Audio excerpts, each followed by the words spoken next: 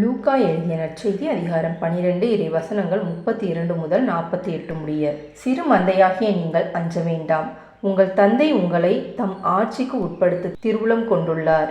உங்கள் உடைமைகளை விற்று தர்மம் செய்யுங்கள். இற்று போகாத பணப்பைகளையும் விண்ணுலகில் குறையாத செல்வத்தையும் தேடிக்கொள்ளுங்கள். அங்கே திருடன் நெருங்குவதில்லை, பூச்சியும் அரிப்பது இல்லை. உங்கள் செல்வம் எங்கு உள்ளதோ அங்கே உங்கள் உள்ளமும் இருக்கும். உங்கள் இடையை வரிந்து கட்டிக்கொள்ளுங்கள், விளக்குகளும் எரிந்து கொண்டிருக்கட்டும். திருமண விருந்துக்கு போயிருந்த தம் தலைவர் திரும்பி வந்து தட்டும்போது உடனே அவருக்கு கதவை திறக்க காத்திருக்கும் பணியாளருக்கு ஒப்பாயிருங்கள். தலைவர் வந்து பார்க்கும்போது விழித்திருக்கும் பணியாளர்கள் பேறு பெற்றவர்கள். அவர் தம் இடையை வரிந்து கட்டிக்கொண்டு அவர்களை பந்தியில் அமர செய்து அவர்களிடம் வந்து பணிவிடை செய்வார் என உறுதியாக உங்களுக்கு சொல்கிறேன். தலைவர் இரவின் 2ஆம் காவல் வேளையில் வந்தாலும் 3ஆம் காவல் வேளையில் வந்தாலும் அவர்கள் விழிப்பாயிருப்பதை காண்பாரானால் அவர்கள் பேறு பெற்றவர்கள். எந்த நேரத்தில் திருடன் வருவான் என்று வீட்டு உரிமையாளருக்கு தெரிந்திருந்தால் அவர் தம் வீட்டில் கன்னமிட விடமாட்டார் என்பதை அறிவீர்கள். நீங்களும் ஆயத்தமாயிருங்கள், ஏனெனில் நீங்கள் நினையாத நேரத்தில் மானிட மகன் வருவார்.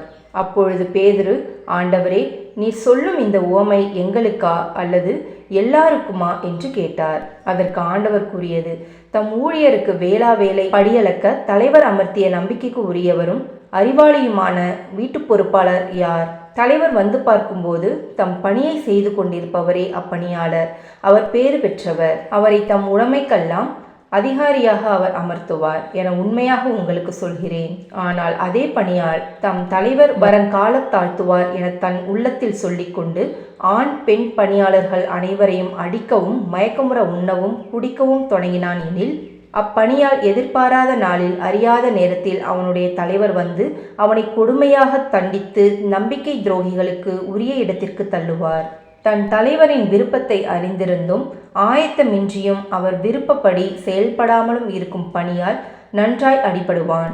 ஆனால் அவர் விருப்பத்தை அறியாமல் அடிவாங்க வேண்டிய முறையில் செயல்படுபவன் அவரது விருப்பத்தை அறியாமல் செயல்படுவதால் சிறிதே அடிபடுவான். மிகுதியாக கொடுக்கப்பட்டவரிடம் மிகுதியாகவே எதிர்பார்க்கப்படும், மிகுதியாக ஒப்படைக்கப்படுபவரிடம் இன்னும் மிகுதியாக கேட்கப்படும். இது கிறிஸ்துவின் நற்செய்தி. கிறிஸ்துவே உமக்கு புகழ்.